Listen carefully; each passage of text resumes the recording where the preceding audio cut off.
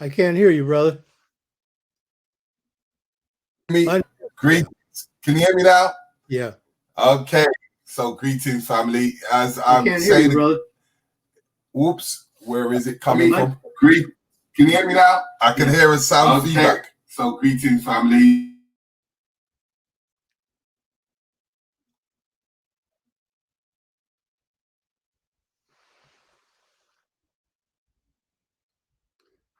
Can't hear you.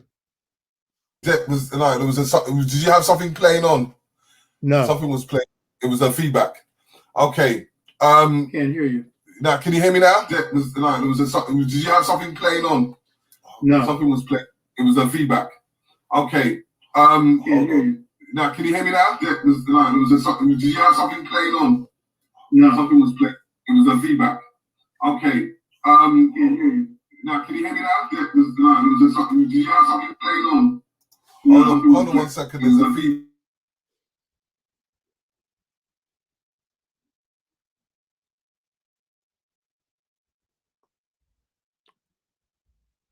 Yeah, now there was a feedback going on in the background. Now we sorted that out. Peace and blessings, everyone. I hope you have come and joined us as we have a special guest in the house. But before we go to the special guest. We've got many shows that are coming on later on this week. We've got the Total Exposure where we're giving the entertainment platforms to perform. So that'll be at 9 p.m. But, today is about certain subjects and we're going to go in on understanding a bit of history, a bit of understanding on migration, immigration and the whole thing and the generational gap. So before we go in, I'm going to introduce one of our elders. And before I even say anything, before I even been speaking, I have to ask permission from our elders. Am I allowed to speak? Yeah, you have permission. Okay, yes, you see, you have to have respect for our elders as much as possible, but sometimes we can run away with things. But yes, Oba T'Shaka, we finally got you onto the channel, and I just want you to give some information of who you are and what you're about. Well, my name is Oba T'Shaka, and I'm a 60-year movement organizer. I'm a spiritual scholar warrior. So what that means is my development started in 1960 when I joined the Black Freedom Movement. Some people call it the Civil Rights Movement. And that was in the Congress of Racial Equality from 1960 to 1966. And I led the largest of the northern Black freedom movements in the United States, a 10,000 person movement, and the only movement that defeated an entire economic power structure for jobs for Blacks and people of color.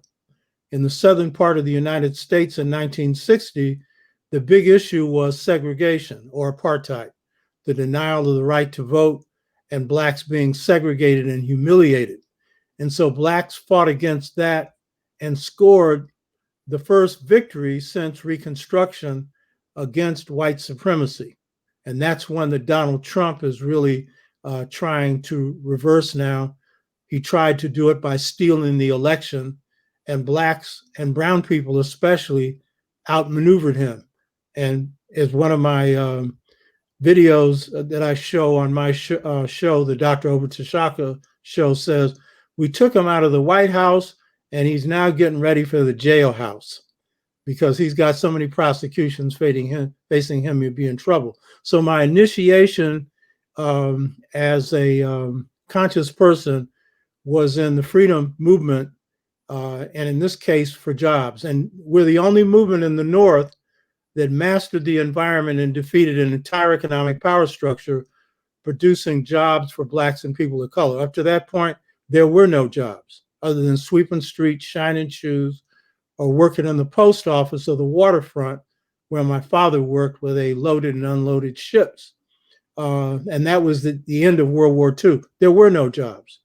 And so my initiation into consciousness was in that battlefield, and I underwent an awakening in that movement because I had been miseducated, 4 years of university, 2 years of law school, and my mind was on remote control and didn't know it. The movement woke me up. Everyday Black people woke me up, and it caused me to then re-educate myself. Marcus Bookstore, which still stands, became my university, as it was for Dr. Asa Hilliard, Dr. Wade Nobles, and a number of others, as Michelle's bookstore was for Malcolm X. And so I began to start to reorient my education and throw out my miseducation. And so that awakening process was key. After that, after defeating the economic power structure in San Francisco, I tried to turn National Core into a Black Power organization a year before Black Power. And I chaired the National Core Convention in Durham, North Carolina, where I chaired the resolutions committee and got 32 resolutions unanimously passed. Black Power was a good slogan, but this was a program. And the program was restructuring CORE so it served grassroots Black people. And one of the things it called for was taking white money out of CORE. I'm a warrior. And as a warrior, I've never accepted pay for my work, not from whites or Blacks. 1 year, I got Black businesses to support a group that I formed after CORE called Pan-African People's Organization. Other than that, I became a follower of the Honorable Marcus Garvey and embraced the idea of self-reliance. And so 32 resolutions got passed at that National Core Convention, one of which voted white money out of CORE, others that restructured CORE to be grassroots oriented. Unfortunately, that was not continued. And so I moved into a group called Pan-African People's Organization, which I'm still in, that has worked with the Pan-African Congress movement around African Liberation Day, that sent a delegation through a group, through a number of other groups, that sent a delegation to the 6th Pan-African Congress. And I chaired the political committee there. And that's where I hooked up with the Pan-African Congress movement, Ron Phillips and others who were very conscious. And since then, we've had a long-term relationship where we held African Liberation Days here of 30,000 people a year in Oakland. And we would go to African Liberation Day in the United Kingdom for a good 30 years. And then in 1980, I was a co-founder of the National Black United Front that I served as national vice chair of for about 23 years, and orchestrated the movement to get an African curriculum into the public schools, which was very successful. And then inside the Pan-African People's Organization, we built an independent Black school that still stands, the African Children's Advanced Learning Center. We marched 7,000 Black children out of the public schools and pulled together the Black community, and they planned a curriculum. And it's been operating full-time since then. In addition to that, I became a professor at San Francisco State University in 1972, and the FBI, Federal Bureau of Investigation, had already denied me a teaching credential, and it tried to assassinate me 3 times. I faced assassinations, and not by accident, I'm still here. I'm a warrior, so I've never lost a battle. I don't believe in losing. And so at San Francisco State, with the help of Dr. Asa Hilliard, who some of your audience may know and many do not know, a great African-American scholar, a wonderful human being. He was then dean of the College of Education at San Francisco State, the only Black dean. And when I went up for what's called tenure, that's where they either decide to make you permanent or not. He was on my committee. And every effort was made, because the FBI was orchestrating a campaign to deny me tenure, because under the counterintelligence program, COINTELPRO, they tried to kill the leadership if they couldn't put it in jail, if they couldn't exile it, and if they couldn't take their economic base away from them. They had already tried to kill me, and that didn't work. They had already tried to take a job away from me in the public schools. I let them on that one because my spirit told me not to fight. It's the only time my spirit told me not to fight. By the way, I'm a spiritual scholar warrior, and my best stuff when I get into my scholarship comes from above, piping into God's mind. So my intuition has always helped me out, as it's helped out a lot of Black people.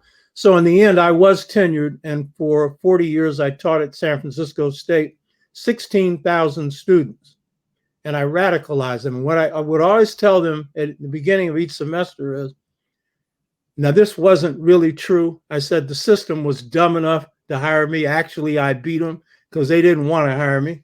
And then I said, but I'm smart enough to try and radicalize your Black behinds. And so I did my best to do that.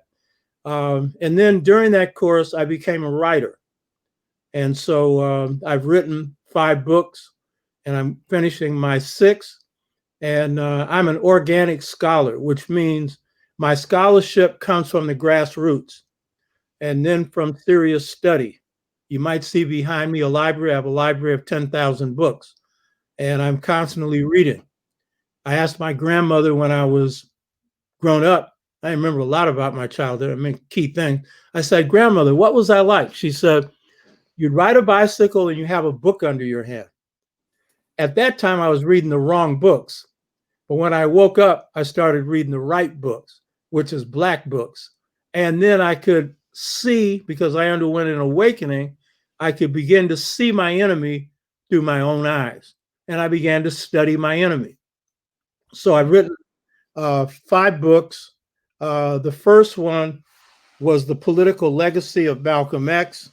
And this book was reviewed in the New York Times by a man named Michael Eric Dyson. And he ranked it number 1 against all books on Malcolm X. And this is a book that allows Malcolm to speak for himself. And because I'm an organizer, a lot of people needed direction in terms of organizing. I spent 10 years and I wrote 2 volumes called The Art of Leadership. Volume 1, this is volume 1. And on there, you'll see the guy with the sunglasses is Amilcar Cabral, who you see in the background here. In the middle is Ella Baker, who was the mother of the Southern Freedom Movement. And on the top, Marcus Garvey, and then Martin Luther King and Malcolm X. These are not books on great leaders. These are books on leadership systems, organizing strategies, and approaches. And it's over 900 pages. And a second volume, Art of Leadership, Volume 2. And so this is designed to train young people in the art of leadership and organizing. And I have a leadership training institute called Parank, which is the ancient university system of ancient Kemet or Egypt, which means house of life. Parank Amilcar Cabral, the person you see behind me with the sunglasses that I just showed you a picture of, the greatest leader in the 20th century, Amilcar Cabral. He led the armed struggle for freedom in Africa in the 60s and early 70s. Best thinker, best organizer. Amilcar Cabral, Ella Baker, as I pointed out, mother of the Southern Freedom Movement, the Student Nonviolent Coordinating Committee. No Ella Baker, no Student Nonviolent Coordinating Committee. She was one of the 2 best organizer leaders in the 60s, Malcolm X being the other in San Francisco, in the United States.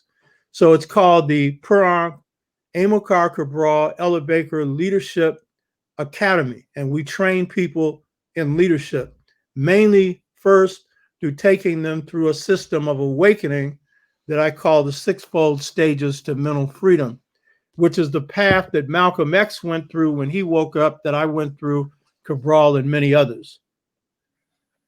And then the hardest thing I ever did in my life was write this book, Return to the African Mother Principle of Male and Female Equality. And this is a book that comes through piping into God's mind. In other words, every now and then I've been privileged enough for God to give me some answers to difficult questions. And this one answers the big question of what's the basis of the just societies of Africa? And I'm the only scholar in the world that is uncovered because God gave me the answer. I just did the research, but without God's help, I'd have never got the answer. Only scholar in the world to accurately define what is the African family system of Africa that's the secret to African justice and greatness. And so that return to the African mother principle, male and female equality. In the 60s, I led the campaign against the biggest bank in the world for jobs, the Bank of America. And it took 11 cities, 6 months to defeat them. I had a strategy. I'm a strategist. The first thing I do better than anything is strategy. Strategy is the ultimate art. I love it more than anything other than the truth in God, my mother and father, my wife and family. Strategy. The reason why I've never lost a battle is strategy. You understand? Now, so we took down the biggest bank in the world, beat them with strategy. I thought that was the hardest thing I ever did.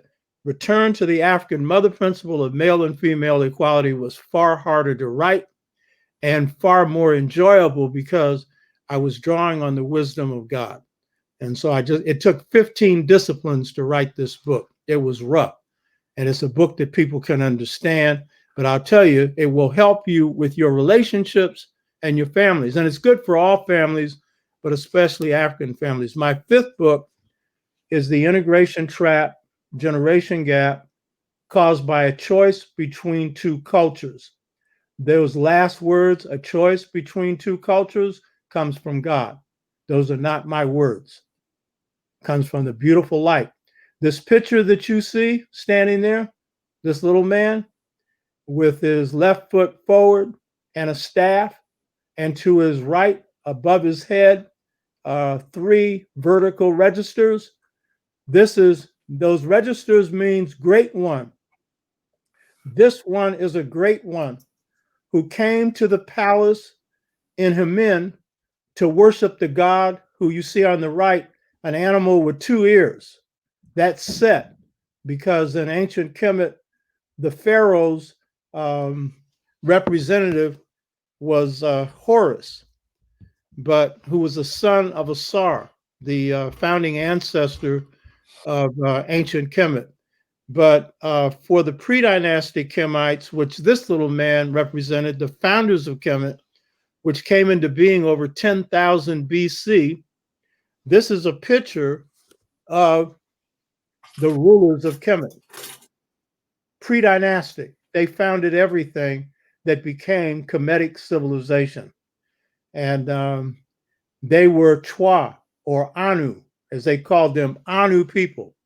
So this is, these are the 5 books I've written, and the sixth one I'm finishing now, which is on Seba, S-E-B-A, and that means the star. It literally is a word for star, and it's the notion that every person has within them a light, a star, and that's their gift. And so Seba is the African idea of how you educate. George Washington Carver, the greatest scientist in the 20th century, said, you cannot teach anybody anything. What you have to do is bring out what is within them. And that is basically what Seba is. That's the art of teaching, bringing out the gifts that the student already has and encouraging them to pursue it. So my 6th book, it may be 2 volumes, it may not. I finished 550 pages. It'll be out sometime the early part of next year. I would have been finished by now, but I'm doing this show, the Dr. Oba T'Shaka show. So it's taken some time away from writing. So that's some of what I have and what I do. Okay, so Baba, let's get into the nitty gritty and understanding. But first, before I even go into anything, I always ask this question, and you kind of headship that in the fact of what you've just said so far.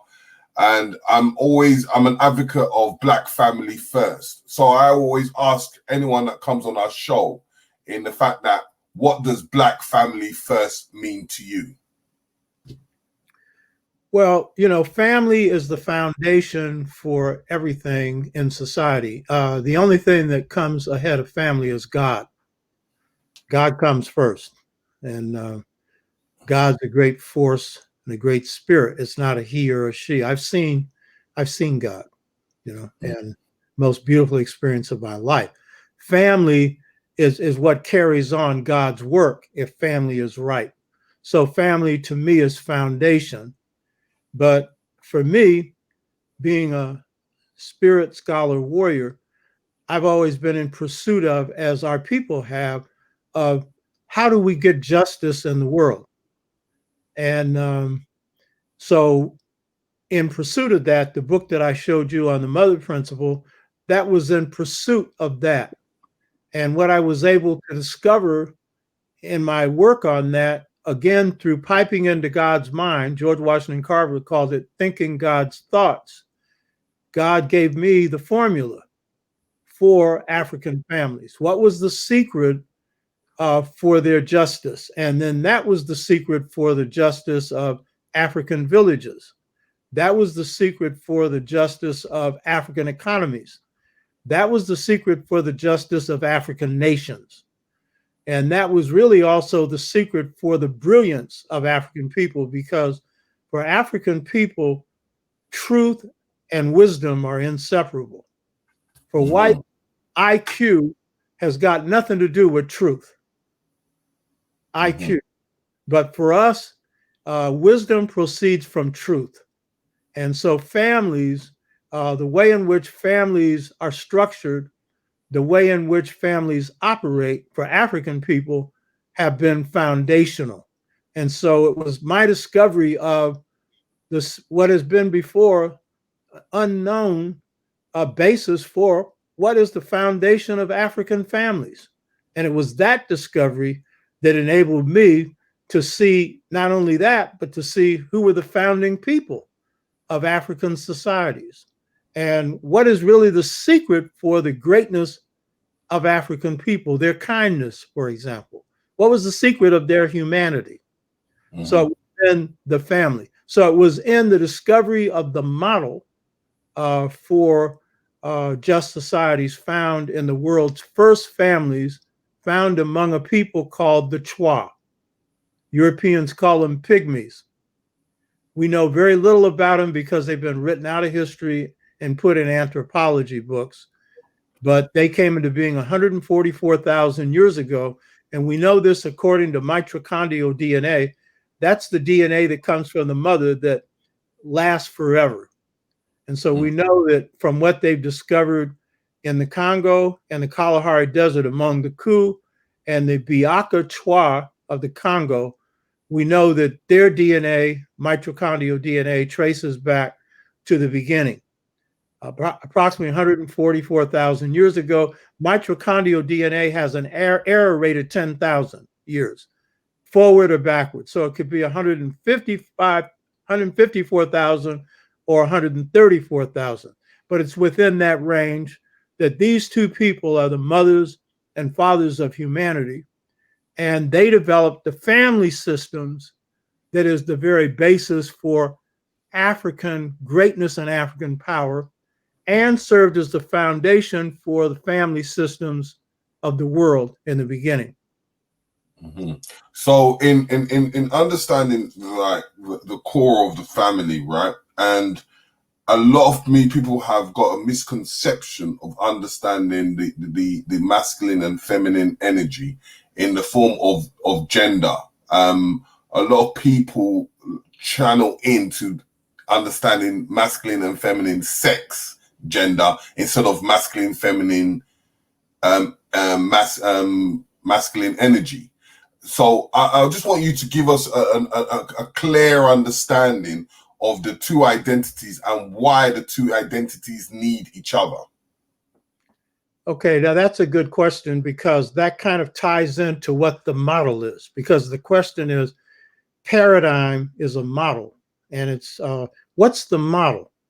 And we know that for Europeans, their paradigm is one model: males in charge of everything. That's their model. We call that patriarchy. And it's a rugged, vicious system because it empowers men to do whatever they want to do. And it's a very arbitrary and can be a very brutal system. And many have made the mistake of thinking that therefore African family systems were just the opposite, matriarchy, where women were in control. And while it's true that some African family systems were matriarchal, with women having more power, even when that was the case, never did they have exclusive power. But in looking at African family systems, when I was asking God, what was the basis of just societies? And I had a beautiful experience. I experienced a beautiful light. God is a white light. Most who have gone to the other side have seen that, have said that. And for me, without speaking, what was revealed to me is that the basis of just societies in Africa was societies in which all the males and females were equally empowered to govern every phase of society. And so immediately I knew that God had given me the formula for the Twa. I knew that that was the Twa. That's how the Twa operated. I had not identified that as the basis for their justice, but I knew that that's who God was referring me to, the Twa. And so what did this mean? In Twa societies, you had men and women who shared power equally. Men had no more power than women. Women had no more power than men. And these were in hunter-gatherer societies. And in hunter-gatherer societies, men were the hunters, women were the gatherers. And so in hunting and gathering, and this is the first form of economic organization in the world and the most just, in these societies, women were often more likely to be able to come up with food because they would go into the forest or the desert. And in the case of the first two people, it's the Kung in the Kalahari Desert and the Biaka Twa in the Congo. And so the Kalahari Desert is a rough environment. So men would go out and hunt, but not every day would they find game. But every day the women would bring back this raw vegetation and make food of it. So both were playing an equal role in the economy. This also gave rise to a decision-making system in which men and women were equally involved in decision-making. Africans give birth to democracy. And so our form of democracy is not majority vote, it's consensus. And most African historians are in agreement on that. But it comes from the Twa 100,000 years of operation. So your masculine feminine thing that you're asking about, what you find in Twa societies is among the Kung, the first two children get the father's last name. The next two, or those after, get the mother's last name. What does this tend to tell you? Because in African or in world family systems, they are based on where descent comes from. Who do you trace descent from? So in a, or, you know, if you're going to inherit wealth in a family, whose line does it go through? And so under patriarchy, it goes through the male's line. Women don't have much power there. And under matriarchy, the very few that existed, very few in Africa, would go through the female's line. But what you're finding in African family systems, they're going through the male-female line. And this is starting with the Twa. So what you're finding is among the Twa, men take care of children as well as women. They feed them, they carry them, they sing to them, they're very kind to them. And so what you're finding is in African family systems, the Twa lay the foundation. And what you find is that while the male is the hunter, and in the event of any need for defense is the first defender, his qualities that are most important are kindness. His qualities are nurturing. His qualities are caring. But at the same time, he represents the hardness that will stand in the way of a people's enemy, someone that's going to try and disrupt life in the hunter-gatherer society, or later in villages, or later in African nations. And so what you see is that African family systems also reflect a philosophy. And this philosophy, or deep thought, as Dr. Jacob Carruthers, one of our great scholars, used to call it, or the Dogon call it, deep knowledge, comes out of a philosophy where you have the masculine, you have the feminine. And masculine is referring to the creative side of the human being. The feminine, the nurturing and the wise side, the wisdom of the mother. And what you find is that within the feminine is the masculine, within the masculine is the feminine, but always there's a clear definition of what it is to be a male and what it is to be a female. And the male is expected to be a source of strength, of defense and protection, and of support. But as you noted in one of the series that we did on my show with Dr. Sirig McDougall, when Black men usually describe support, they don't just mean bringing in some finances, they mean bringing in some care, bringing in some kindness, bringing in some love. So this idea of African family systems being based on a male, female, masculine, feminine interplay has been the secret to our humanity. It's also been the secret to our power. And we've always understood that no male without the female, no female without the male, no masculine without the feminine, no feminine without the masculine. And so I call these systems not matriarchy, ruled by women, not patriarchy, ruled by man. And by the way, in my book, I studied 14 ancient African systems, family systems, that came before Islam and Christianity, to see if this model that God gave me of African families being based and African societies being based on all the males and females being equally empowered to govern every phase of society, did it play out? And I found when I took 14 ancient African family systems, 13 of those 14 perfectly fit this model. And some of them, the Yoruba, they would be described in many Yoruba family systems. The last name of the child comes from the father, but there are Yoruba family systems where the last name comes from the mother. Or the Asante, which has a focus around females, but it has a twin family system and a system where at the lineage level, the Opanyan, who is the eldest, wisest, most just male, is picked by the eldest and wisest and most just male and female, and is accountable to the lineage, which is made up of males and females. And the decisions are not made by him, but it's the consensus of the lineage. And so I said, so when I looked at these family systems, they were not matriarchy or patriarchy. Matrilineal, even though the last name might come from the mother's family, or it might come from the father's family, or in the case of some like Sundiata or Sunjata, his name came from mother and father.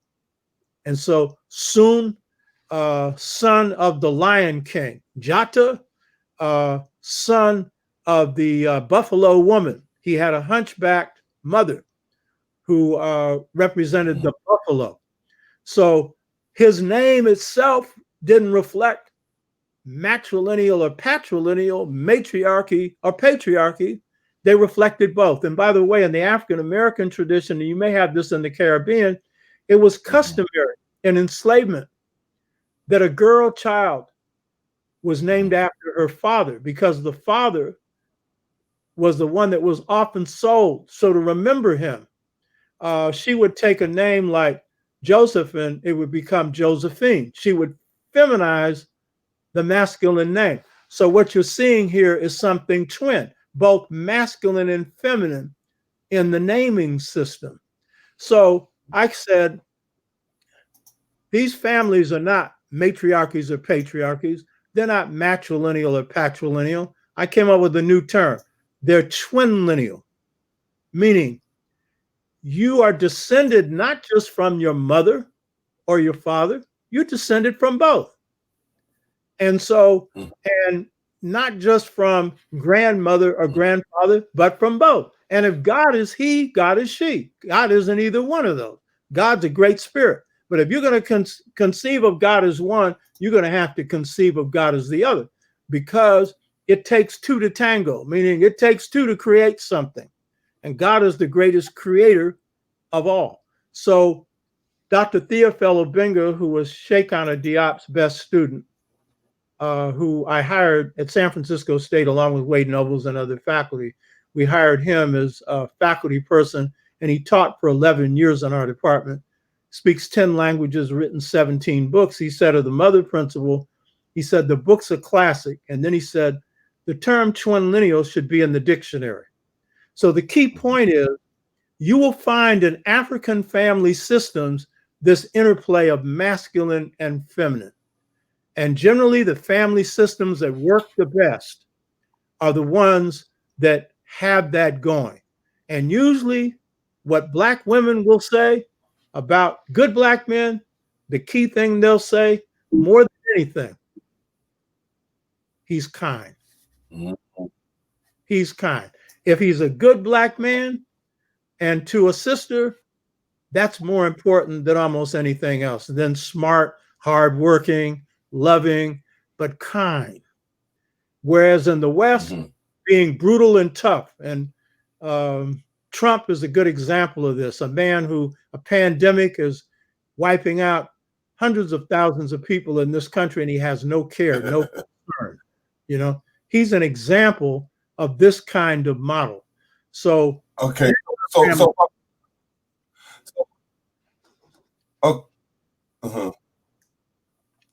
okay, so Baba T'Shaka, when we go from that understanding of the family, the next protocol that I always try to break down in the fact that is the rites of passage, because this is the beginning. Once we're going through the path of that family, and the rites of the ancient ways and how it is today, because I feel that there is no kind of guideline of teaching in the forms of rites of passage for our youth. So then our youth don't understand in the directions or focus on the pinpoint of the right things to maneuver in the right direction. So I just want you to first kind of break down what is a rites of passage, and why would you feel that it's essential that we in place that rites of passage so that we can able to create that form of legacy? Rites of passage, there are many different rites of passage in Africa. So one rites of passage is the rites of passage that you're focusing on, which is the rites of passage from boyhood to manhood, girlhood to womanhood. That's one rites of passage. There's another rites of passage, which is after you've achieved manhood, then it's the rites of passage of mastery. And that's the rites of passage of mastery of whatever your destiny is, your gifts are. If you are a warrior, mastering that. If you are a priest, mastering that. If you are a doctor, mastering that, whatever it is. So that's another level. Among the Bambara, that was a 21-year process from the age of 21 to 42. So in the West, that would be called university education, but that's only 4 years. The African one, in the African system, to know the truth, you have to be the truth. So it is becoming whatever your gifts are and mastering them.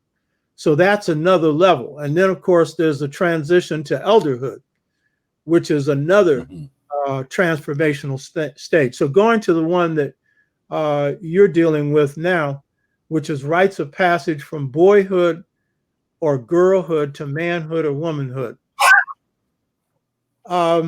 With the well, first of all, in traditional Africa before the coming of the European, this was a key part of transformation in life. And what they would say to a young boy or young girl, and they had special initiation ceremonies for each, they would tell them they were going to die.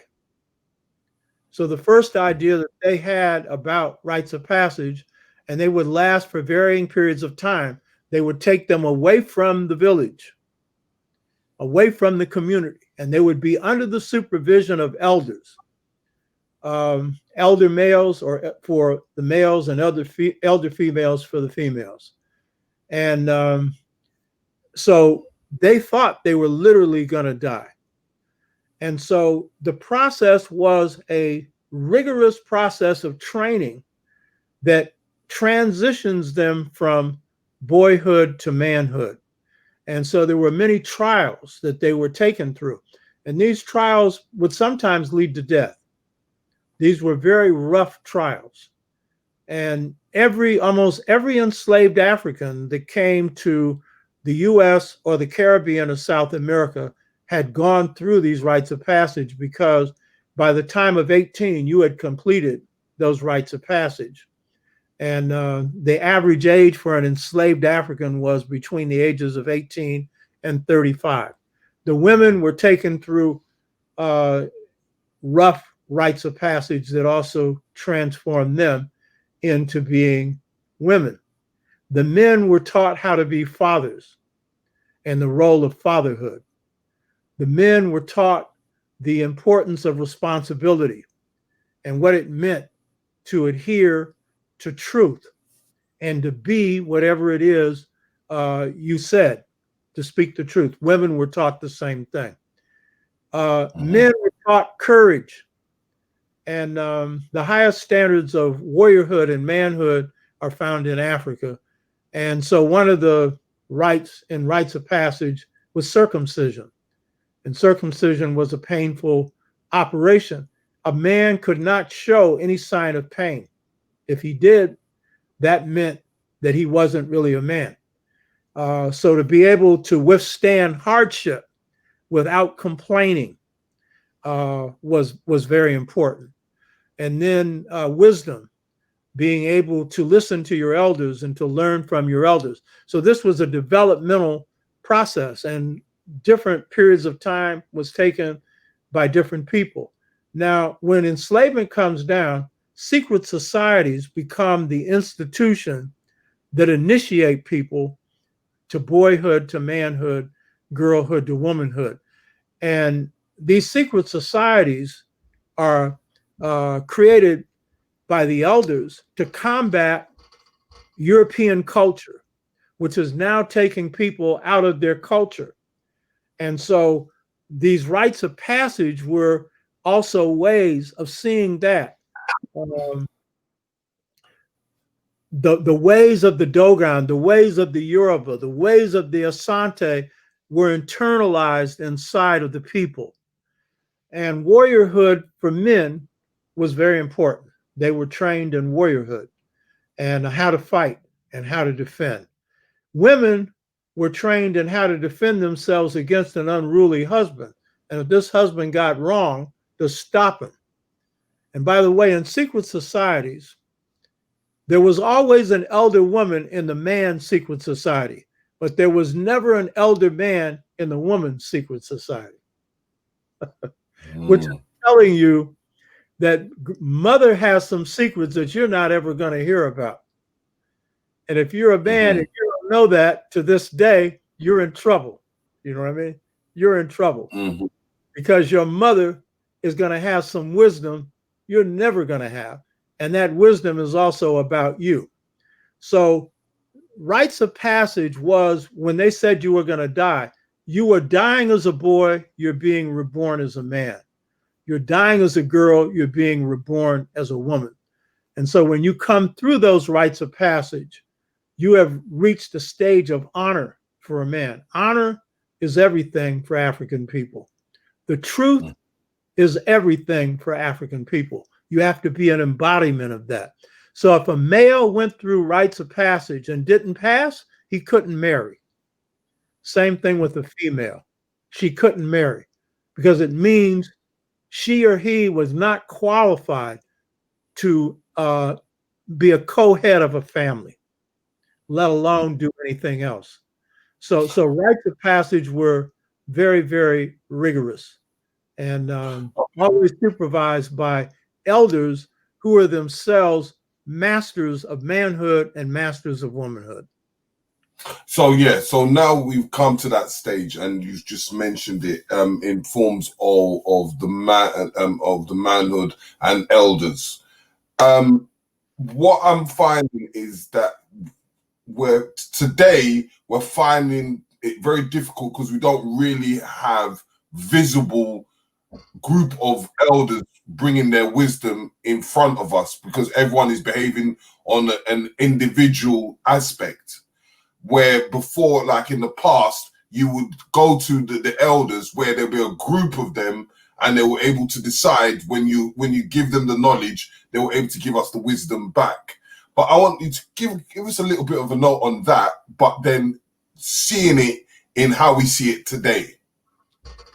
Yeah, in the Caribbean and South America and in the United States, one of the strong institutions that we carried out of Africa into the Americas, and this includes the United States and into the UK, into France, wherever we are now, we carried the institution of elderhood. That institution is very important. And much of the writing on enslavement doesn't give you a lot of information on that because the African coming out of secret societies was tight-lipped. The African coming out of secret societies kept secrets. And Caribbean Africans are better at this even than African Americans, because as one of your great scholars pointed out, he said, African culture was dropped in the Caribbean, meaning they had exterminated the Native Americans. And so the Africans became 90, 95%, 98% of the African population. So there was a continuation of African culture in the Caribbean, whereas in the United States, we had to draw from the fundamentals of African culture and create a new African culture, fundamentally African, but it had to be extremely creative because there we were not 90% of the population. And so we had to fight more for our cultural integrity. But one of the things that enabled us to do that were our elders. And we always looked to them for advice on almost anything. If you read the slave narratives, you'll see where Frederick Douglass is talking about escaping, running away. He goes to one of the elders, and the elders advises him. This elder was a diviner. These were the people who would consult your destiny and could tell your future. And he said, don't run away now. The eagle will get you. He foresaw that if he ran away at that time, he'd get caught. The eagle was the United States. He got caught. Then later, he was able to escape. So elders have been very important. So in our communities today, we've in the US and in the UK and various areas where we are in the world, there's been an erosion of the elder tradition. It's stronger in some places than others. You have a weakening of yours. Yours probably isn't as weak as in the States, but yours has been weakened. And there are forces that have weakened it. In the States, the forces were breaking up families through a deindustrialization, which I talk about in this book, The Integration Trap. Jobs were taken out of Black communities, and Blacks were largely concentrated in manufacturing jobs. That really fragmented the Black family. We had 75% of Black families from 1865 to 1968 were two-parent households. Now in the United States, 29%. and 50% for whites, where it used to be 75%. And the main reason is people are in low-paying jobs and can't afford families. Your family systems, I'm sure, are larger than 29% because you have a social safety net in the UK, which is being eroded by neoliberalism or by the attempt to privatize everything, which is coming from the United States. But you still have support systems that we don't have in the US. So those support systems, when they're lacking, when a community gets hit, it's harder. So when they put drugs in the Black community in the 1980s, and the Central Intelligence Agency admits they put them in there, and now Black communities are being broken up through redevelopment and other things. These are agencies that deliberately sought to break up Black communities so there'd be no power for resistance. Then what you have is the businesses that we had in our community. Many of those are being destroyed. And with the drugs comes gangs, and with gangs comes violence. And so what happens is there's a rupture between the old and the young. A fear develops there. And then with the corporatization, which you have in the UK, of everything is about money, everything's about material things. The youth begins to be exposed to that. And if institutions are weakened, then the media has a greater influence on them than it's ever had before. So then the institution of elderhood comes into question. And this is the real problem now. But we still have the institution of elderhood. And we see this on the internet now with young people looking to wise elders for support. Yeah. So like even as we were talking through these elders now, in forms of what I always like to talk about is the migration, because I'm a person is that I have my belief in understanding that if I'm a divine being living a human experience, I will claim the globe in its format. But people are still looking for identification. But if we look into time, migration has been a high topic of mixture of people right from the beginning. So in forms of claiming certain places, it's very difficult to claim. I just want you to give us a little understanding of migration, of how it happened in the past and how it's working till today. Well, in your case, in the United Kingdom, migration has a lot to do with Caribbean people, especially migrating from the Caribbean into places like the United Kingdom, and for France in places like France from the Caribbean. And a lot of that has to do with the lack of work in your own islands. And at the end of World War II, and your islands, as you know, the British, instead of going high tech and rebuilding the manufacturing industry, brought in Africans from the Caribbean to do service work, and continued in their old economy. Whereas in Germany, they were literally bombed out, and they started from scratch and built a fairly high-tech society. So migration has been a reality for Caribbean people. They've had to go different places to search for work. And then when they get into these societies, they intend often to go back after they've made a certain amount of money. Some do, most don't, because they end up forming attachments to these new countries.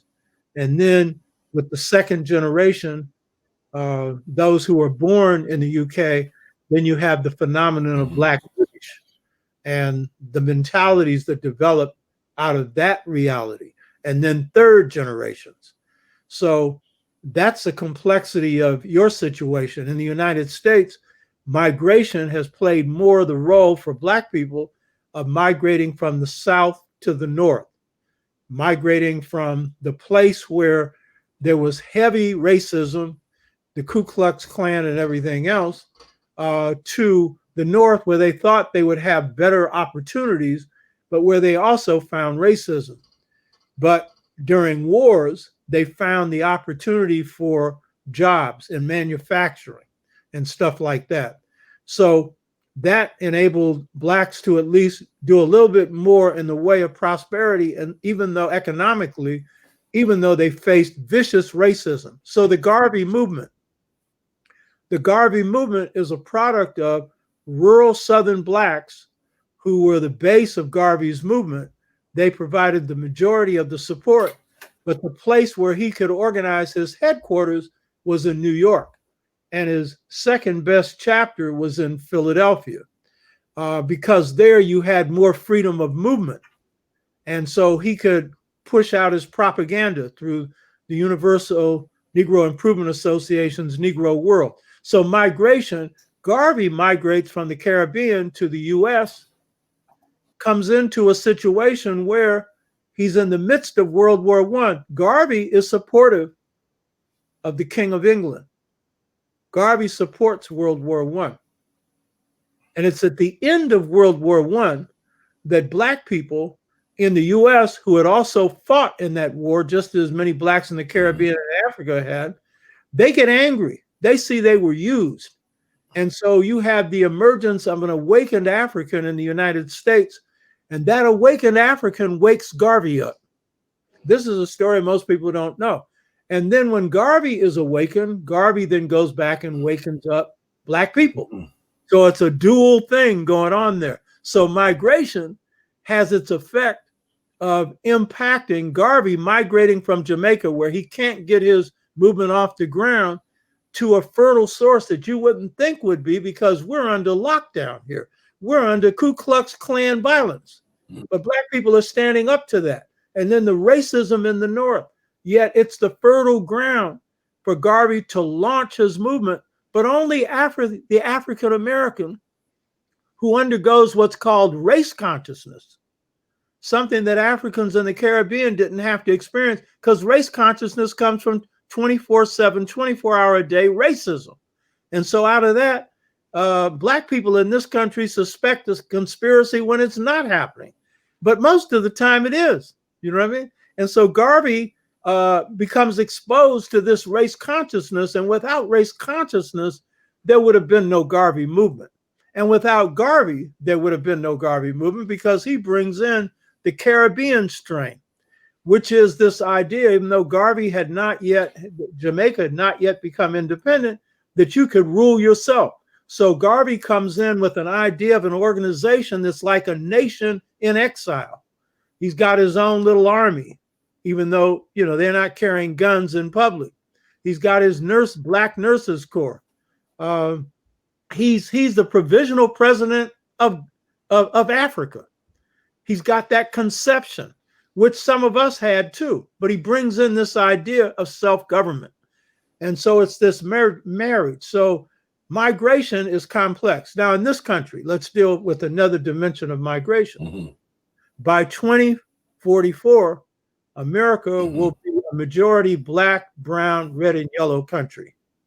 And in fact, Trump is out of office because of black and brown and red people and yellow people voted, blacks in the largest number, 89% of blacks voting against Trump. So by 2044 or sooner, the majority of this country will not be white anymore. And so that's the result of migration. That's the result of the migration of Mexicans into this country, Asians, and it's brought about by the Black Freedom Movement. The Black Freedom Movement did not call for the ending of the immigration laws in this country that kept people of color out. But it was the spirit of the Black Freedom Movement that led Johnson, who was president then, Lyndon Johnson and others, to push for that. Never did they suspect that there would be a flood of Mexicans, Latinos, and Asians coming into the country. And never did they expect that their birth rate would decline. And so now migration has the effect of changing the political complexion of this country and eventually the power of this country. You know that Brexit in the UK has got a lot to do with migration. In this case, of Europeans from other countries coming into Britain, and also their attitudes towards the European Union. And so the racism that a Boris Johnson raised up accounts for the foolish decision of the British to withdraw from the European Union. I would say foolish only because that's their largest trading partner. It's not the United States, it's the European Union. And you cut yourself off from that, that's insane. You know, I'm not feeling bad for it. I'm just simply saying it's not a rational decision. And a lot of that is based on inter-ethnic racism that the Europeans have towards each other. You can call it inter-ethnic nationalism. And so as a result of that, that migration is causing some real problems for Britain. And by the way, Boris Johnson and Trump made of the same cloth, because immigration has been the major reason that Trump got the electoral victory he had in 2016. White people saw now that Latinos and Asians and Blacks were going to sweep over them. And Trump became like the messenger that said, no, that's not going to happen. And Boris Johnson was a messenger for Brexit. And this is foolishness in the end. So migration has a lot of different complexities to it. You know what I mean? And so like in the forms of your understanding, how do you see in forms of migration in Africa itself, and especially in the old civilizations, because it was something of awareness and an understanding that they try to stop the migration, but what kind of understanding do you have within the African the motherland itself? Well, John Henry Clark, who was someone that I studied under, a master scholar, beautiful human being, he made the point, and then Basil Davidson, who is a European historian coming from Britain, has written a book called The Curse of the Nation State in Africa. And African scholars have written on this same thing. One of the biggest problems that Africa inherited with independence was that we bought into, that is, the independence leaders bought into the European nation state model without questioning it. I spent 3 months in Tanzania in 1973 with members of the Pan-African People's Organization. We worked in the Ujamaa villages. These are the villages in Africa. Ujamaa means familyhood. And Julius Nyerere was then building up the villages in Tanzania to really take care of the people, providing healthcare, education, and being able to feed itself. And it was frustrated by brainwashed Africans inside who were around Nyerere, who frustrated this, and of course by international forces. But Nyerere was best at this. And Nyerere was one of the best of Africa's leaders, but he made the point that he had never questioned the European nation state model. And so part of this thing of migration is, with the European nation state models, now you get fixed borders, you know, and this idea that one nation is bounded by a certain set of borders and another by another set. And these are borders established by European colonialism. And so you can have the Ghanaian nation, the nation of Ghana, with strict borders, but the people next to them are made up of the same ethnic group that's in Ghana. And you have that across Africa. So it works against migration. And then it can also, because of the European nation state, which is based on John Locke, which is the political philosopher who wrote the 2 treaties of government. And it's the second treaties of government that the United States is based on, and your parliament is based on, though the American system is based on it more than yours, because under the American system, there is no royalty under this system, though there's a royalty of economic power They really rule royally. So the John Locke model is a model where government is established to protect private property. That's the role of government. And so armies are built up for the purpose of protecting the people who run the government, not from foreign powers largely, but from their own people. Because the European nation state is set up so the very few own most of what's is the wealth inside those countries. So all of that prohibits migration or movement. You've seen in South Africa real problems recently of migrants who, when hard time comes in South Africa, there's a movement to kick them out of South Africa, you know? And this is based on this European nation state model, because Africans have always interchanged and interacted with each other, and they did not have boundaries, you know, the kind of boundaries that the European had. So Africans need to be moving and drawing from each other, but more important, Africa needs unity, and Africa needs to be able to build from what it has to be able to build continental unity, which is a struggle that has been something that Africans have sought and have struggled over for a long time. Kwame Nkrumah being one of the visionaries of that. So that is the bigger question for Africa, is African unity.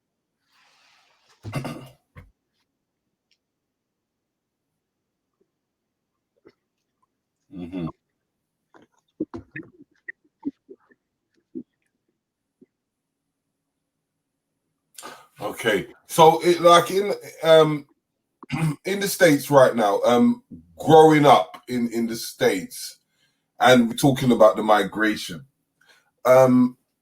in trying to galvanize people together, would you say it's a very strong struggle within the States itself, in the fact that there's so many different groups and the groups are increasing, like as if there's different forms of tribes, and because they're following their ideologies, they're not able to they're finding it very difficult to bond within the States itself?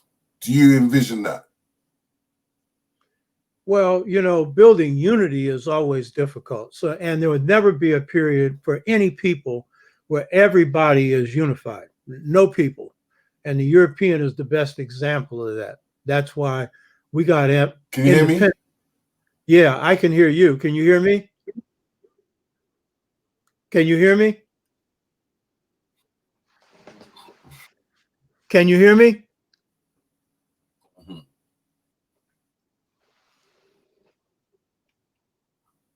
Can you hear me?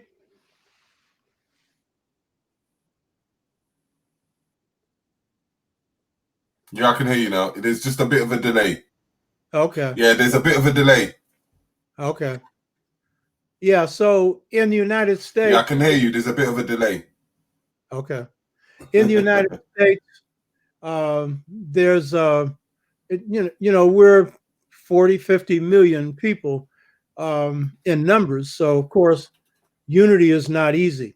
But the fact of the matter is, if you look at what's been happening in this country, we have had various movements, and these movements have been quite successful.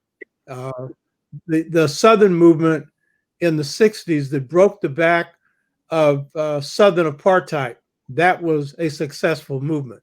And that occurred before the end of apartheid in South Africa, and against greater odds in the sense that the power that whites wielded not only in the South and the North against this movement. And there was unified support for that movement. And if you look at, for example, the Montgomery bus boycott, which was the mass kickoff of that movement, you'll see that 97% of Black people in Montgomery, Alabama supported that boycott, 97%. In the history of the United States, 97% of white people have never stood behind anything. The War of Independence, 1/3 opposed it, 1/3 was neutral, 1/3 supported it. This last election, 37% of whites voted for Biden. The other group voted for Trump. But the point is, it wasn't all white people or even 90%, but 89% of black people moved the same way. So when black people move, we do move as a unit. Now, here's the key point. In the States, I hope you don't miss this. You had a serious uprising over the George Floyd, Breonna Taylor murders. I know you noticed that. 50 states, 50 countries, millions of people went into motion. In fact, Trump would probably still be in office but for that movement, because that movement brought out thousands of youth of all races, white, brown, red, yellow, black. So the key thing is, this Black Lives Matter movement is like the peak of something very strong that came out of Ferguson in 2014 with the Michael Brown murder.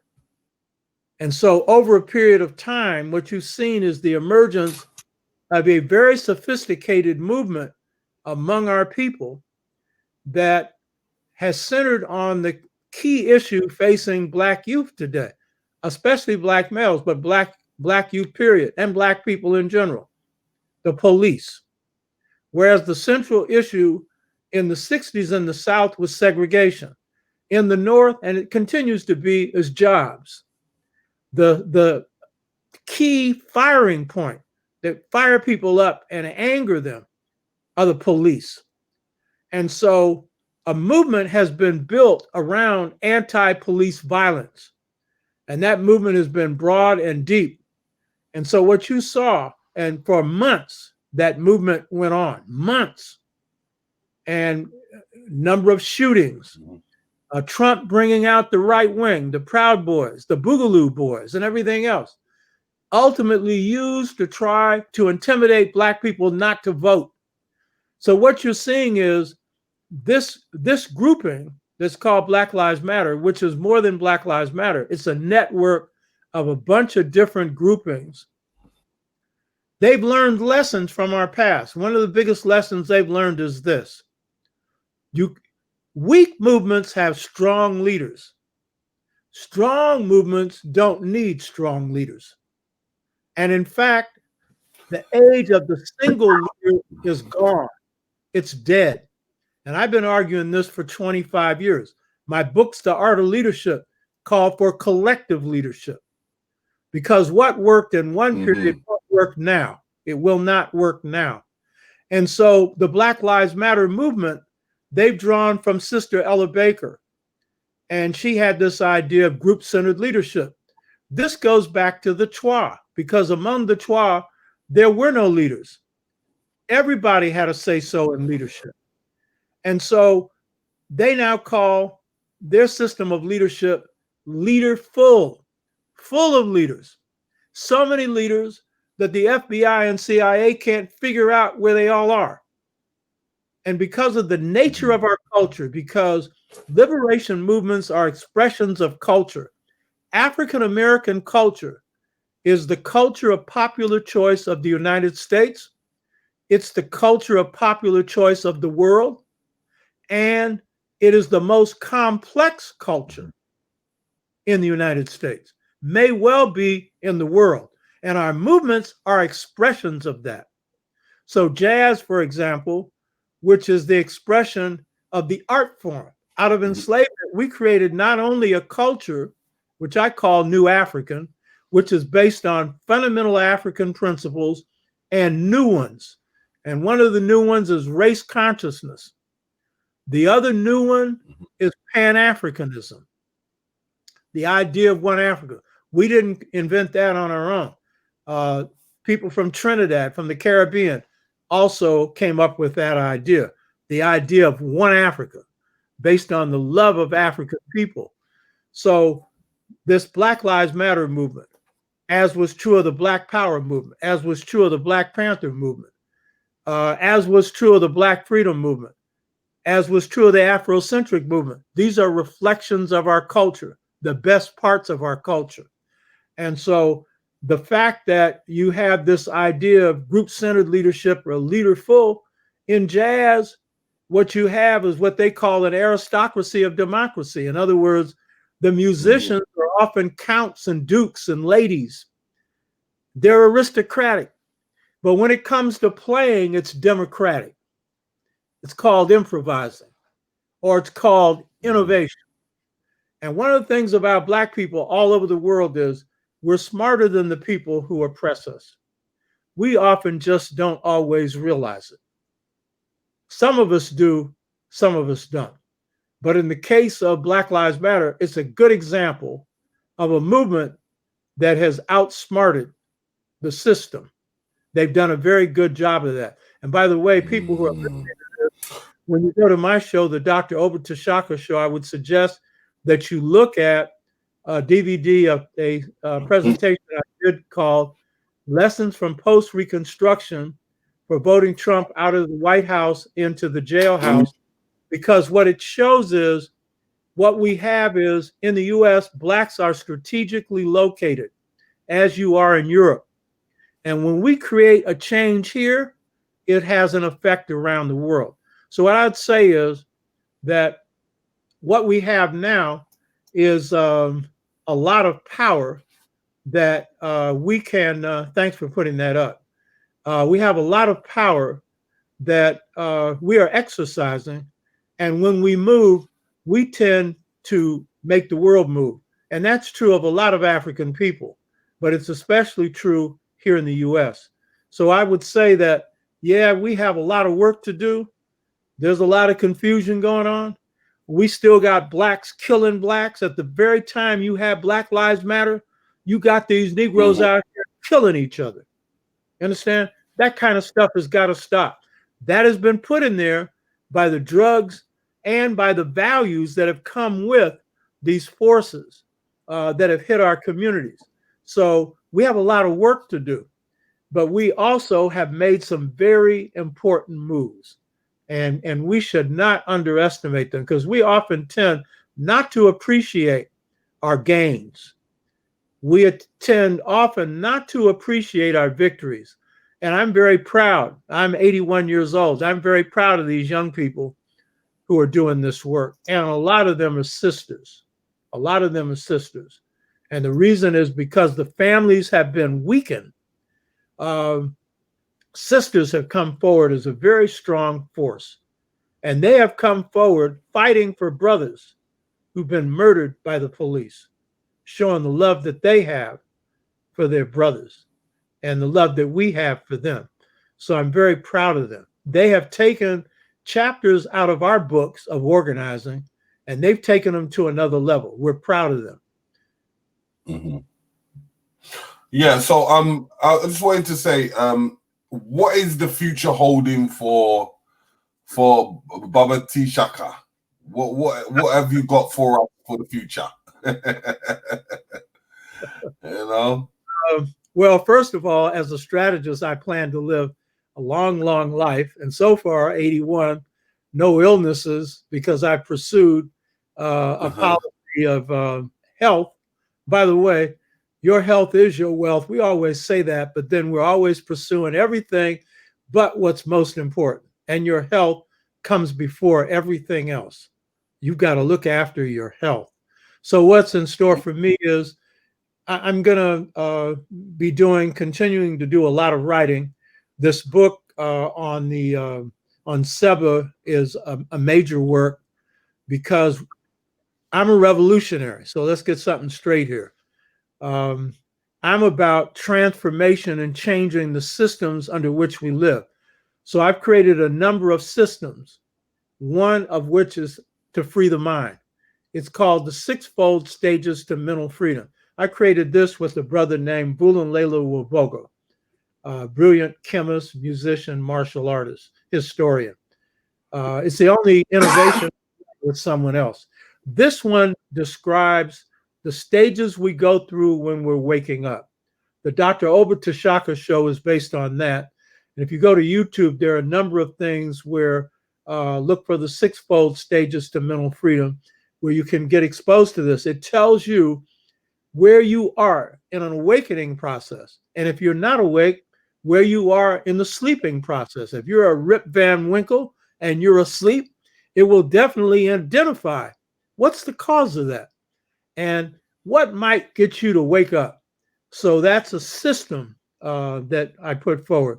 Twin lineal families, that system that comes out of African family systems. This is one that I'm pushing and encouraging African people to look at because it's one of empowering both males and females and showing respect for the masculine and feminine principles in our culture. And it encourages creativity. And this book that I'm finishing now, this is a replacement system for Western systems of miseducation. Carter G. Woodson, in his book, Miseducation of the Negro, he identified the primary problem is the information that we receive, that we're miseducated because we've been taught their history, their philosophy, their culture, their religion, their politics, their economics. And while I agree with that, I point out that we are also taught through their method of teaching. And that's called, in the West, they call it pedagogy. In Africa, it was called Seba, which is bringing out the gifts that are within. And so we have a problem today. We have African-centered thought for those of us that have it, and most of us don't, and we need to get that to more of our people. But we have a European method for teaching it. And that European method is basically informational based. And the African method is transformational based. And so this Seba work that I'm working on now takes 6 masters. John Coltrane in music, John Henry Clark in scholarship, Ella Baker as a leader, Theophilo Obenga as a great scholar, Amilcar Cabral as a scholar, as an artist, as a leader, as a military strategist. And I have to put myself in there because if you haven't gone through this, you can't explain how this works. And so I'm showing how these masters started from just average to becoming masters of their realm. What is it that made them the masters that they are? And that is what our mastery system produces. That's the one that I described with the Bombara after 21, so that's a replacement system for the Western system, because what happens when we free ourselves from, let's say Africa can unify itself? Is it going to be on the model of the European Union? Is it? It's not worth it then, because the European Union is exploiting European people. And that's part of the reason why Brexit occurred, because Europeans, and in this case, the British, the whites, some of them see they haven't benefited from what has benefited the corporations that run the European Union. So we have to have systems that reproduce our societies, that reproduce our humanity, that reproduce a system of sharing. And so that's what this book on Seba explains. I've gone through this process. If you find any master in any realm, they've gone through this system. They may not know what it is. I interviewed John Henry Clark the last 8 months of his life on the masters who had shaped him. He didn't know the system that had shaped him was an African system. He knew that the people that he went up under, Arthur Schoenberg and others, were masters, and he was drawing from the best. But he didn't know the roots of this system in Africa. And so that's a part of what we have to do now. While we're moving to change our realities, we have to prepare for the societies that we want to put in place of the one that's impressing us now. And those systems will be good for everybody, because these are not systems that oppress people. So what's in store for me? Also, I'm into leadership training. So I know that I have my experience I want to exchange with the young, but I want to learn from the young. So there'd be an interactive, and I started that process of training young people and learning from them, because they have skills we don't have. and we learn from them. So it's an interactive learning process. So that's part of it. And then I'm married, so I'm enjoying my life. You got to have love in your life. You know what I mean? Got to have a good woman in your life. You know what I mean? What's the point of a revolution without love and without some beauty? So I think that's also important. So I don't know what's in store for me, but I know that I've still got a lot to offer. And I really enjoy you giving me the opportunity to share things with your audience. Uh-huh. So Baba T, what I say is,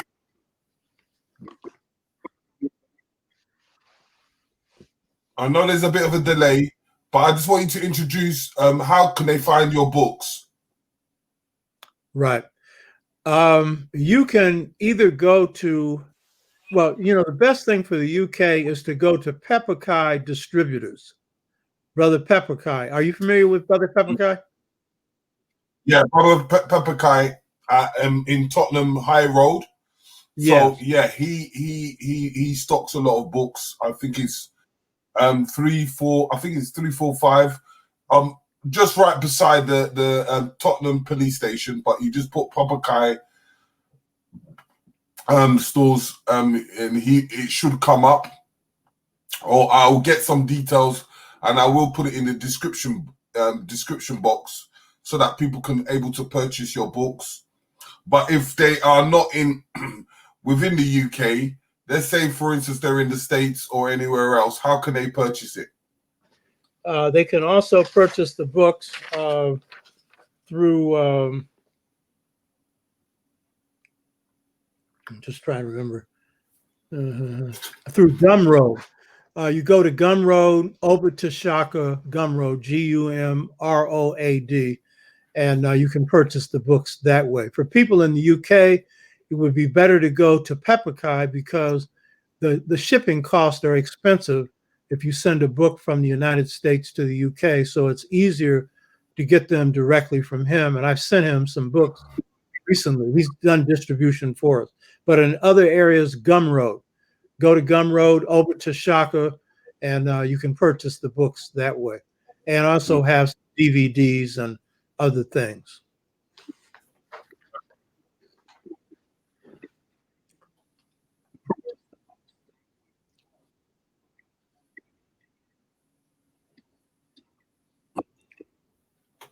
Okay. As I would say, it was good having you on at this moment as we reach the hour and a half mark. We would love to have you back again, and because we do quite a few other events, it would be nice for you to come on one of our events and speak again. I'd love to. Anytime, brother. I'm available. Have knowledge, will travel. There is a bit of a delay. Yeah, I hear it. Yes, I'd love to do that. Okay, so we will reach out to you and get back. Good. Yep, 100%. Okay. Thank you, brother. Okay, really so people, people, thank you for coming in. Thank you for joining us. I hope you enjoyed the information, and we would speak once again, and we're going to able to see you tomorrow as we have a music event. So please enjoy